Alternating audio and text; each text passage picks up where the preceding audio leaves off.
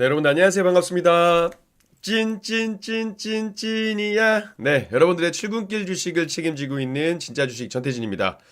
자, 월요일부터 이제 금요일까지 매일 여러분들 출근길을 제가 이제 책임지고 있는데 벌써 금요일이에요. 그쵸? 아, 벌써 금요일입니다. 어쨌든 오늘도 마지막 한 주의 마지막 거래일이지만 오늘도 한번 파이팅 있게 시작 한번 해보도록 하겠습니다. 항상 제가 노래 부르는 이유는 뭐예요?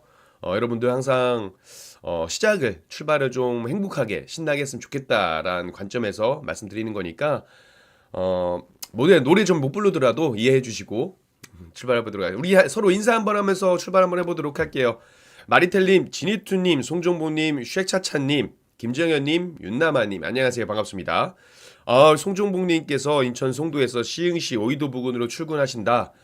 운전 조심하시고 오늘 또 파이팅 하시기 바라겠습니다. 다행히 송도에서 시흥 오이도면은 그렇게 썩 멀지는 않죠. 그쵸?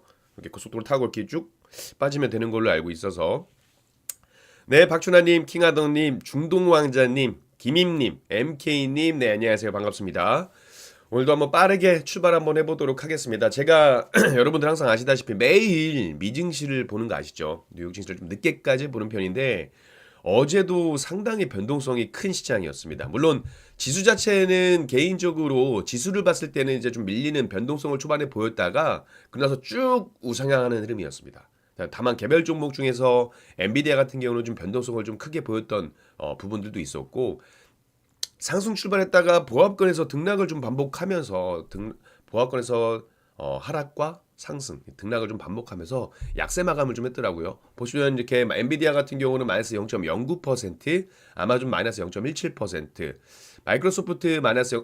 마이크로소프트는 보합권에서 강보합 마감을 했고요. 어제 오라클 같은 경우가 아무래도 차익 매물 실현이 좀 나오다 보니까 마이너스 한 6%까지 좀 급락하는 모습을 보여줬습니다. 반대로 테슬라는 또 6%까지 상승을 했단 말이에요. 뭐 특별하게 어떤 굉장히 좋은 이벤트가 나온 부분들은 아니었습니다만 어찌됐건 좋은 흐름들이 나와줬다라는 부분입니다. 네, 박윤선님, 라인님 안녕하세요.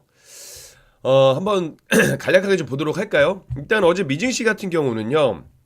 3대 지수가 모두 상승 마감을 했습니다. 사상 최고가 종가를 좀 경신하는 모습들을 보여줬고요.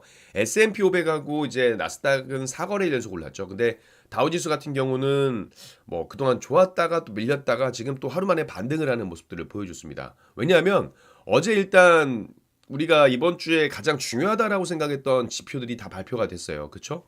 CPI 발표가 됐고, 근데 CPI가 예상보다는 조금 끈적했다, 조금 뜨거웠다라고 보여지고 있고, 고용은 예상보다 안 좋았다. 이게 이때가 제가 이따가 지표 보면서 좀 더 자세히 한번 말씀드려 보도록 하겠습니다. 어쨌든 연준의 금리 기조를 뒤집거나 그런 건 아니라는 분석이 나왔습니다. 그래서 연준의 금리 기조는 그대로 유지가 되는 것이 아니냐. 그러니까 금리 인하는 할 것이 아니냐. 이런 기대감이 나오면서 시장은 좀 상승 마감을 했고요.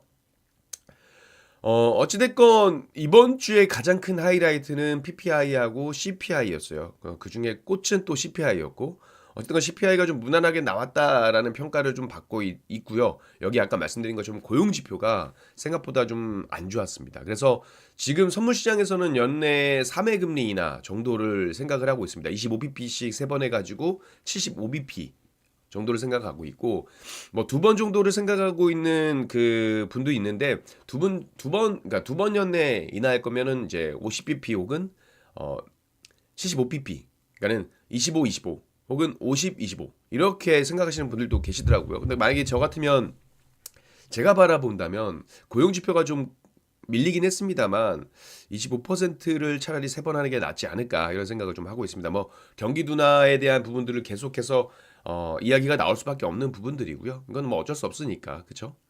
뉴욕 유가는 또 2% 넘게 급락을 했습니다. 유가는 왜요? 지정학적 리스크라든지 이런 것들이 문제가 있는데 제가 어제도 말씀드렸지만 산유량의 어떤 그 증산이라든지 이런 부분들 때문에 움직이는 게 더 크거든요. 내년 석유 시장에서 이제 과잉 공급이 있을 것이다. 이런 이야기가 나오면서 좀 투매가 나왔다라고 보시면 좋을 것 같아요. 어쨌든 어제 시장은 뭐였다? 인플레이션 지표보다는 고용 지표, 고용 지표에 주목을 좀 더 많이 했다. 그러면서 시장에서는 좀 했고 시가총액 1조 달러 기업 중에서 아까 보시면 아시겠지만 애플이 1% 넘게 올랐죠.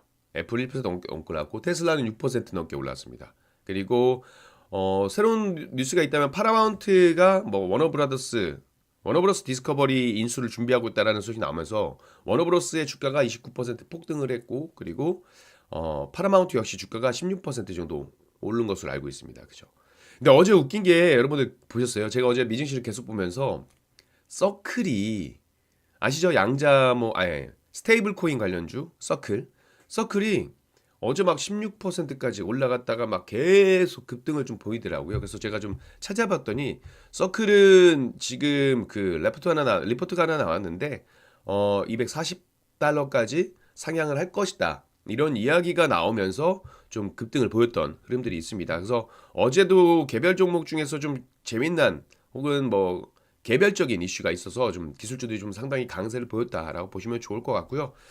자, 여러분들 좋아요 한 번씩 눌러주시고 혹시나 제 얘기는 월요일부터 금요일까지 방송을 쭉 하기 때문에 저는 매일 이어져요. 그쵸? 이어지기 때문에 업데이트를 하거나 혹은 잘못된 내용들이 있으면 수정을 하고 그쵸? 그런 내용들을 다루고 있으니까 함께 공부하셔서 좋은 투자자가 되실 수 있는 그 길을 제가 한 걸음 더 같이 동행할 수 있도록 하겠습니다.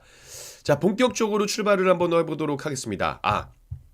본격적으로 출발하기 전에 제가 원래 이제 준비했던 내용들은 어제 미증시를 보면서 쭉쭉 준비했단 말이에요. 그죠? 이렇게 준비하면서 쭉 해놨는데 어제 새벽에 그 속보 기사가 하나 나온 게 있습니다. 미국 상무부에서 한국이 이제 무역 협정을 하던지 수용하던지 아니면 관세를 내라 이렇게 이야기를 했어요. 참 어떻게 보면 우리나라 입장에서는 건방지죠. 열받죠. 화가 나죠. 그쵸? 화가 납니다. 무슨 깡패도 아니고 도장 찍으라는 거잖아요. 서명하라는 거잖아요. 근데 아무래도 이제 미국이 일본하고 서명을 했던 그 서명을 하고 있는 부분에서 우리가 또 일본을 바라볼 수밖에 없는 그런 위치에 있다 보니까 이야기가 나온 게 아닌가라고 생각을 하고 있고 하나만 더 얘기하자면 여러분들 어제 우리 이재명 대통령 10시 기자회견 봤습니까? 근데 여기서 한미 관세 협상에 대해서 뭐라고 얘기했냐면 이재명 대통령이 앞으로 한참 더 관세 그 협상을 해야 된다. 그래서 뭐 좋았으면 사인을 해야 되지만 합의도 이익되지 않는 사인을 왜 하냐? 최소한 합리적인 사인을 할 수 있도록 노력해야 되겠다. 그래서 뭐 사인 못했다고 비난하지 마라. 이런 거의 이런 워딩이었을 겁니다. 이런 워딩으로 이재명 대통령께서 말씀을 좀 하셨는데 혹시나 이걸 본 거다 아닌가. 그래서 빨리 서명하라고 쪼는 거 아닌가 이런 생각이 좀 듭니다. 그래서 너무 웃자고 한 소리고요. 어쨌든 일본과의 어떤 협상 서명이 이루어진 상황에서 이제 우리나라도 협상에 대한 부분들을 좀 하다 보니까 강조를 한 것 같습니다. 왜냐하면 지금 미국 내부적으로 문제가 좀 많잖아요. 어제 트럼프 측근에 대한 안 좋은 이야기도 있었고 그러다 보니까 내부에 뭐 분열이 좀 있는 것도 아닌 거냐 뭐 이런 이야기도 나오기 때문에 어쨌든 그 불확실성이 조금 야기될 수 있는 상황에서 다른 것들을 처리할 수 있는 것들을 좀 빨리 처리하려고 하는 부분들이 아닐까 개인적으로 그렇게 생각을 하고 있습니다. 네, 제우스님 안녕하세요. 반갑습니다. 반도체 종목을 좋아해서 하신 건가 아니면 신화에 나오는 그 신을 좋아하셔서 하신지 모르겠습니다. 제우스님 반갑습니다. 자, 어쨌든 본격적으로 준비한 내용들 빠르게 한번 해보도록 하겠습니다. 네, 봄바람님 반갑습니다. 혹시나 여러분들 제 영상 놓치신 분들은요 제 개인 유튜브에 영상 업로드 해드리고 있으니까 가서 보시면 되시고 그리고 제가 개인적으로 경제라든지 주식이라든지 뭐 기법에 대한 이야기들을 쇼츠도 계속 올려드릴 거니까 오셔서 좀 보시면 좋을 것 같고요. 반도체 소부장 맞나요? 네. 그래서 제 개인 유튜브 오셔서 보시면 좋을 것 같고 어제는 제가 영상을 좀 찍었는데 마이크 문제가 좀 있어가지고 업로드를 못 해드렸습니다. 그래서 오늘은 최대한 빠르게 뭐 CPI까지 해가지고 관련된 내용들 한번 올려드리도록 할 테니까 보시면 좋을 것 같고 구독, 좋아요, 알림 설정은 필수이자 사랑입니다, 여러분들. 자, 부터 한번 시작해 볼게요. 첫 번째, 미국 소비자 물가 지수가 예상치를 하회가 아닙니다. 예상치 부합입니다. 이게 어제 아시다시피 그 PPI 관련해가지고 그쵸? PPI 발표를 하고 나서 제가 이 자료들을 말씀드리고 오늘 또 CPI 이런 이야기들을 같이 말씀드릴 거기 때문에 하회로 나왔지만 하회가 아니고 부합이에요, 여러분들. 아시겠죠? 네. 자, 여러분들 보시면 이렇게 쭉 보시면 제가 어제 9시 반, 어제 9시 15분부터 이제 유럽연합은 금리 결정 딱 그 순간부터 좀 계속 보고 있었고요. 9시 반에 이제 드디어 실업수당 청구 건수하고 뭐 신규 실업수당 청구 건수 그리고 CPI 소비자 물가 지수 근원 CPI가 발표가 됐습니다. 일단은 8월 한 달 동안 0.4%가 올랐어요. 그죠? 소비자 물가 지수 MOM 이렇게 보게 되면 0.4% 오르면서 연으로 봤을 때는 2.9% 상승을 했습니다. 그죠? 직전 7월에 월간 물가 상승률이 0.2%였고 그리고 전망치가 0.3%였어요. 근데 0.4%면 전망치보다 소폭 오른 겁니다. 소폭. 그죠? 근데 근원 CPI, 그러니까 식품과 에너지를 제외한 근원치에서는 월간 0.3% 그리고 연인플레도 3.1%로 딱 예상치에 부합했습니다. 식품 가격이 한 달 동안 이제 0.5%가 올랐고요. 이게 좀 물가 상승 요인으로 작용했다라고 보시면 좋을 것 같아요. 그래서 전체 CPI 가중치의 3분의 1 이상을 차지하는 주거비도 역시 마찬가지로 전월보다 조금 올랐습니다. 그러니까 식품, 주거 이쪽이 좀 올랐다라고 보시면 좋을 것 같고, 그쵸? 그것을 제외한 근원 CPI는 그러니까 어떻게 돼요? 동일한 수준을 유지했다라는 겁니다. 그럼 저는 여기서 어떤 포인트를 봤냐면, 자, 전월 대비 0.4%가 문제가 아니라 식품과 에너지 같은 경우, 왜냐하면 관세 정책이라는 게 있기 때문에 일시적으로 작용이 될 수 있단 말이에요. 그죠? 일시적으로는 반영이 될 수 있다라고 봅니다. 근데 이 관세 정책이 지속적으로 관세 영향을 받기 위해서는 근원 CPI도 마찬가지고 이런 것들이 올라가 줘야 돼요. 근데 예상치에 부합했다라는 이야기는 저 개인적으로는 트럼프 관세 정책이 물가를 엄청나게 끌어오를 것이다. 이런 우려에 대해서는 어느 정도 이제 피할 수 있는 지표가 아닐까. 저는 그래서 개인적으로 이렇게 생각을 하고 있고 시장에서는 경기 둔화에 대한 부분들이 상당히 좀 부각이 되면서 야, 경기 침체 때문에 금리 인하를 한 번 더 해야 되는 거 아니야? 이렇게 생각하실 수도 있는데 글쎄요. 왜냐면 어제 조금 신기했습니다. 왜냐면 제가 이 신규 실업수당 청구 건수를 무시하고 과시하고 멸시하는 게 아니고요. 이거는 매주 발표되는 지표들이었거든요. 물론 고용 지표가 연준에서 보는 중요한 지표 중에 하나긴 한데 그동안 신규 실업수당 청구 건수가 그렇게 시장에 영향을 굉장히 크게 주지 않았단 말이에요. 그쵸? 굉장히 크게 주지 않았습니다. 근데 이번에는 예상치를 크게 상회하면서 오히려 이게 부각이 된 겁니다. CPI가 주목이 됐어야 되는데 CPI보다 고용 지표가 어, 더 주목이 됐다는 겁니다. 그쵸? 근데 보시면 여기 하나 보실 게 연속 실업수당 청구 건수가 있어요. 그러니까 뭐 연속적으로 실업수당을 받았다는 거고요. 그러니까 일자리를 찾지 못했던 사람들이라는 거죠. 근데 이건 줄었습니다. 줄었어요. 예상치보다 줄었어요. 그러니까 어찌됐건 실업수당, 그러니까 실직자도 있지만 일자리를 구하는 사람들도 있다. 그리고 이 신규 수당 청구 건수가 자세히 좀 보니까요. 4년 만에 최고치를 기록하긴 했습니다. 그쵸? 여기가 좀 부각이 된 건데 주별로 봤을 때 텍사스 주가 1만 5천여 건으로 가장 큰 폭의 증가세를 보였다라고요. 그리고 미시건주도 3천 건 가까이 늘었다라고 합니다. 반면 다른데, 그러니까 다수의 주에서는 감소세가 나타났다라고요. 그러니까는 텍사스라든지 미시건주에 집중됐다라는 겁니다. 상승세가. 근데 이거는 제가 뭐 정확히 알 수는 없지만 제가 뭐 이런저런 기사를 좀 찾아보다 보니까 왜 텍사스가 뭐 때문에 실업률이 올랐지? 실업률이 아니고 실직자 수가 올랐지? 이런 것들을 좀 찾아봤습니다. 왜 텍사스하고 미시간에 밀집됐을까? 그래서 봤는데 보니까 텍사스가 8월 달에 보니까 홍수에 대한 이야기가 있더라고요. 홍수.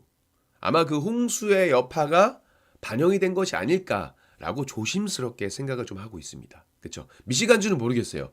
아무리 그 기사를 좀 검색해도 안 나오고 텍사스는 검색을 좀 해보니까 홍수에 대한 부분들이 좀 있더라고요. 그래서 아마 이 홍수에 대한 부분들이 작용된 것이 아닐까라고 생각을 하고 있고 물론 이제 실업수당 청구 건수는 매주 발표가 되기 때문에 저와 함께 매주 공부하시면 됩니다. 물가 지표도 마찬가지고 일단은 이번 주 일정들은 끝났고 이제 뭐 봐야 돼요, 여러분들 우리 뭐 봐야 됩니까? 출근길 주식 봐야죠, 당연히. 또 뭐 봐야 돼요? 다음 주에 FOMC 보면 됩니다. 아시겠죠? 다음 주 FOMC도 같이 공부하시면 됩니다. 발표하고 나서 보고 있었는데 장대음봉에서 그렇죠. 어제 좀 깜짝 놀랐어요.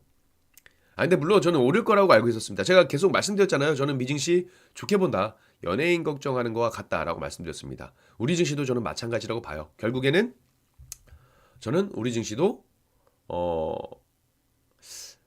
장기적, 중장기적 관점에서 뭐 어느 정도 좀 더디게도 올라간다 하더라도 그래도 상승으로 좀 보고 있습니다. 특별한 이슈, 특별한 악재가 없다면 이렇게 보고 있고요. 자, 두 번째 예상치 부합인데 이거 부합입니다. 이거 넘겨드릴게요. 자, 두 번째 대주주. 아까 제가 그 미국 상무부에서 서명에 대한 압박을 하고 있다라고 하면서 말씀드렸던 내용들이 이재명 대통령이 어제 그 기자회견이었습니다. 맞습니까? 기자회견이었어요. 근데 여기서 한번 일단 볼 필요는 있어요. 정리를 한번 해볼 필요가 있다라는 겁니다. 왜냐하면 자 보세요. 일단 어제 이재명 대통령께서 주식 양도세 대주주 기준 하향 그 방안을 철회했다라고 기사는 나오고 있습니다만 철회할 것이다라는 이제 뉘앙스 어떤 스탠스를 보여줬지 아직 한 건 아닙니다. 그죠? 현행 이제 50억 원 기준을 유지하겠다라는 그 뜻을 밝힌 거고요. 아무래도 우리 개인 투자자들의 그 어떤 단합력과 정치권 내에서 논란이 일어나다 보니까 사실상 이제 철회를 했다라고 보게 되는 거죠. 그쵸?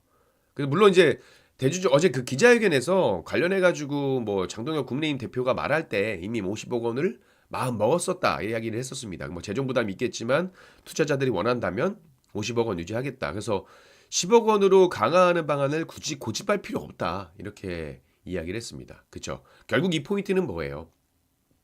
정부가 이렇게 하고 있는 거는 결국 주식시장이 심리로 움직이고 있다라는 걸 인정하는 거고 주식시장 활성화를 그러니까 활성화가 이번에 이재명 정부의 어떤 새로운 경제 정책의 핵심 중에 하나인데, 그렇죠?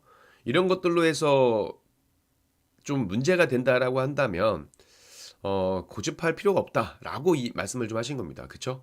국회 논의와 시장 반응에 따라서 최종 판단을 하겠다라는 입장이고요. 근데 이게 좀 웃기죠. 아까 어떤 분 보니까 시행령이라고 하는데 맞습니다. 시행령인데 이것들을 좀 대통령 스스로가 이야기를 하는 것보다 의견에 대한 내력을 피력을 한 거고요. 그리고 여당, 야당, 그러니까 문제 제기가 될 수 없을 만한 조건을 만들어 놓고 확정을 하겠다 이런 의미가 아닐까 저는 생각을 하고 있습니다. 그렇죠? 근데 되지 않겠습니까? 왜냐하면 여당, 야당 마찬가지로 지금 50억에 대한 이야기를 나오고 있고 뭐 야당 같은 경우 국민의힘 같은 경우 100억 원 얘기를 하고 있는 상황이니까 아마 그대로 유지가 될 거다라고 저는 보고 있습니다. 그래서 어찌됐건 대주주 관련된 부분들은 마찬가지고 또 배당소득 분리과세도 유연함을 강조했습니다. 그쵸? 이거 혹시나 기자회견 못 보신 분들 혹은 기사를 못 접하신 분들 제가 마지막에 이렇게 포인트로 좀 정리를 해드리는 거예요. 그쵸? 세제 개편안에서 배당소득 분리과세가 최고 세율 35%로 책정이 됐는데 그쵸?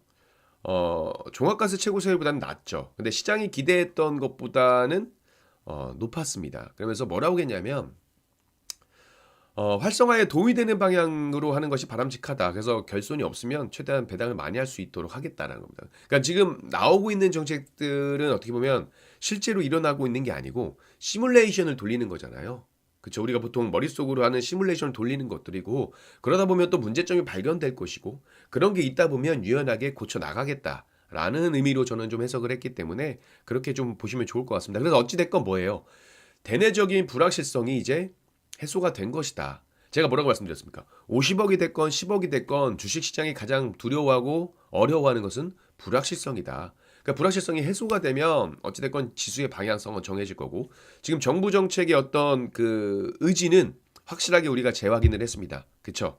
그러니까 대내적인 불확실성 리스크는 어느 정도 해소가 된 부분들. 저는 그래서 이게 정부의 정책에 대한 그 스탠스가 유지된다면 결국 5,000포인트? 뭐 쉽진 않겠지만 어떤 그 상승에 대한 기대감을 좀 더 가져가 볼 수 있겠다 이렇게 생각을 하고 있습니다.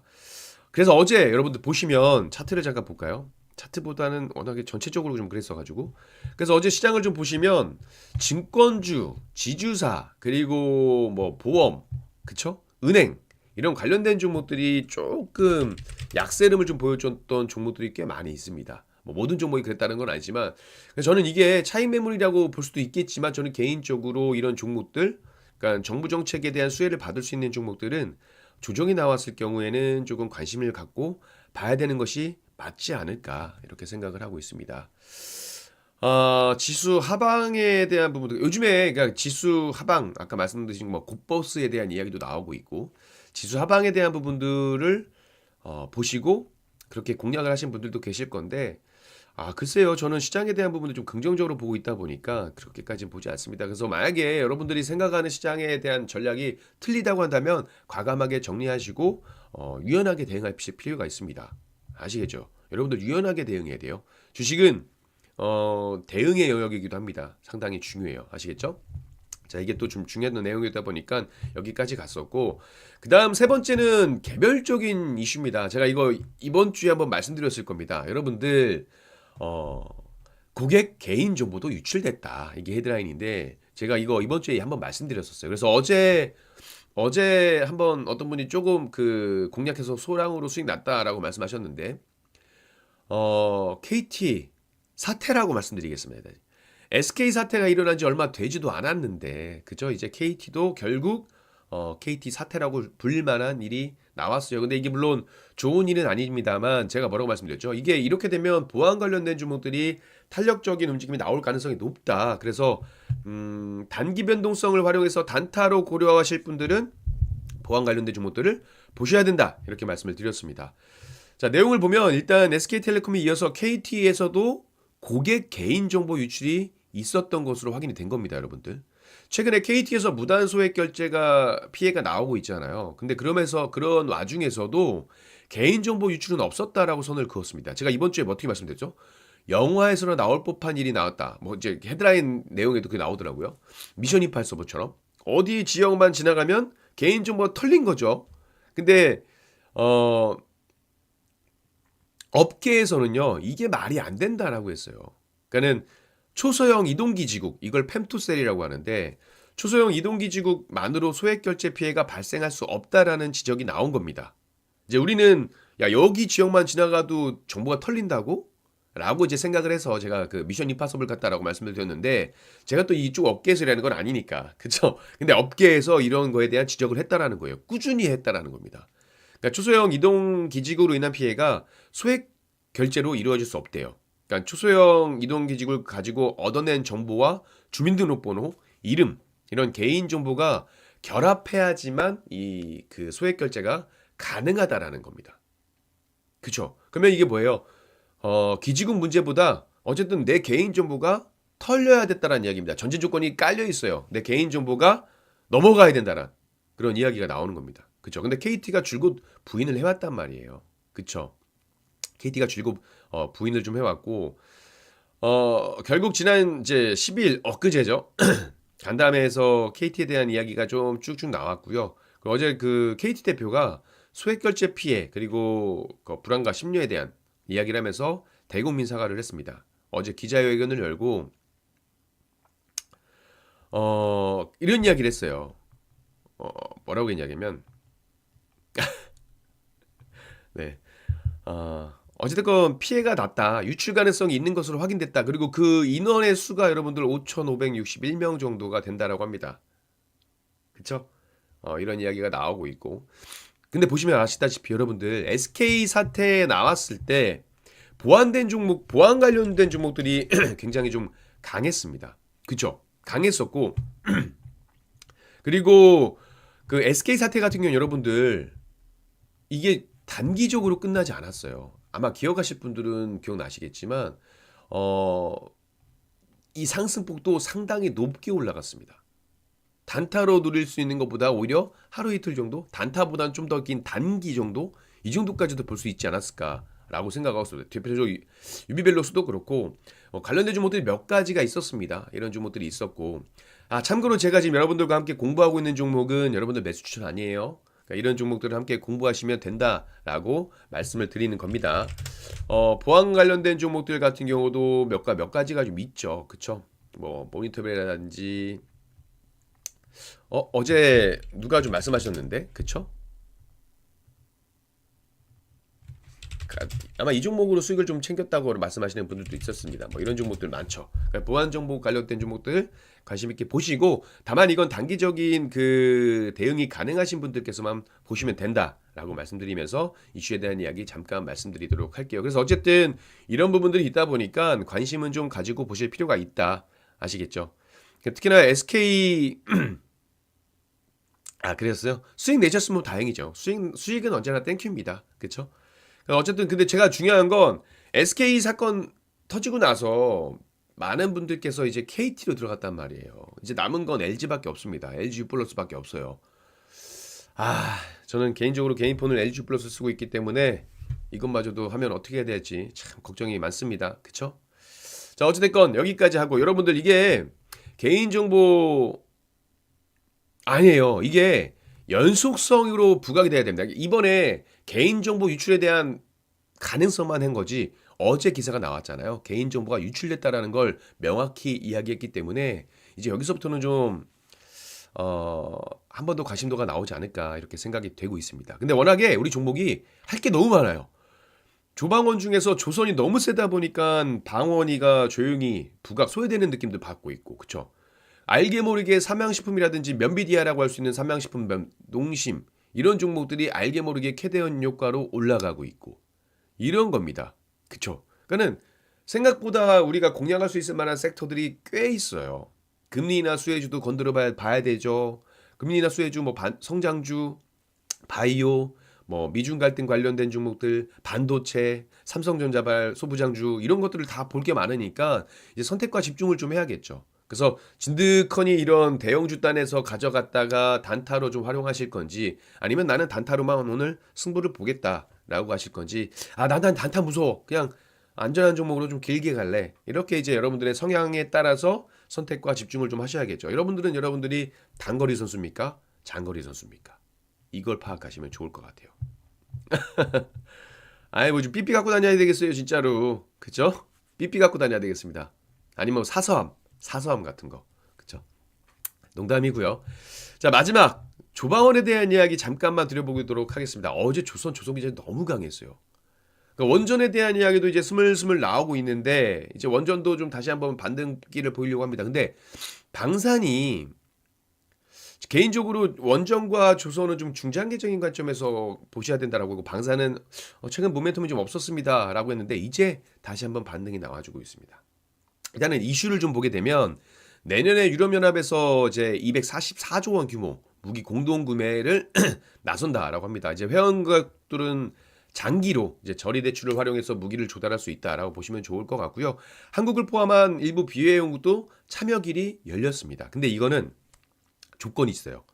무기의 65% 이상을 유럽 내에서 생산해야 한다라는 조건이 붙은 겁니다. 이거 그래서 조금 걸림돌이 되긴 합니다. 그렇죠? 실질적 수혜 여부는 아무래도 결국 유럽 현지 거점 확보를 했느냐 안 했느냐 여기에 따라서 달라지겠죠.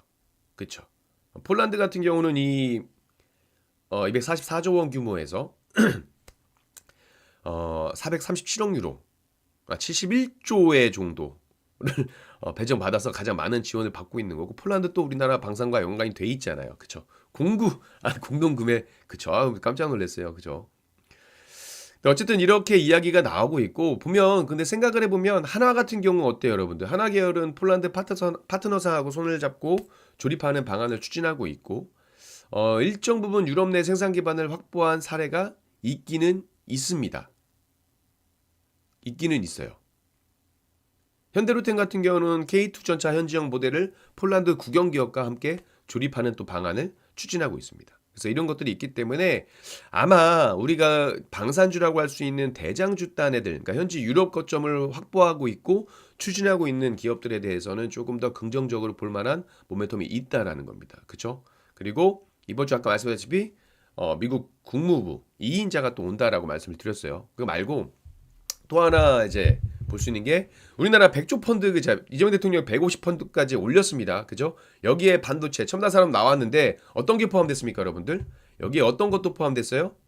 방산도 포함이 됐습니다. 방산도 포함이 됐는데 뭐 그렇게 반도체보다 무게가 비중이 많지는 않지만 그래도 방산에 대한 부분들도 포함이 됐기 때문에 정부 정책에 대한 관철도 가야 된다는 거죠. 아우 조방원 가야죠. 반도체도 가야 돼요.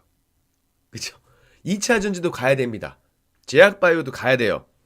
뭐 중간에 눌림눌림이 있다 하더라도 그래도 가야 됩니다. 그렇죠? 우리도 좀 미국 증시만큼 좀 화려하게 강하게 좀 갔어야 된다라고 저는 생각을 하고 있습니다. 그리고 이거 말고도 필리핀 정부가 또 군 현대화계획 앞당기면서 한국과 어떻게 협력하고 싶다. 그리고 독일도 마찬가지로 첨단 산업 그리고 방산 관련해 가지고 협력에 대한 의지를 다시 확인했습니다. 그러니까 이런 것들이 나오면 좋은 결과가 나올 것 같고요. 자, 어쨌든 제가 말씀드렸던 내용들 좀 확인해 보시면 좋을 것 같고 여러분들 한 주 동안 수고 많으셨습니다. 오늘 하루도 파이팅 하시고 행복한 하루 되시기 바라겠고요.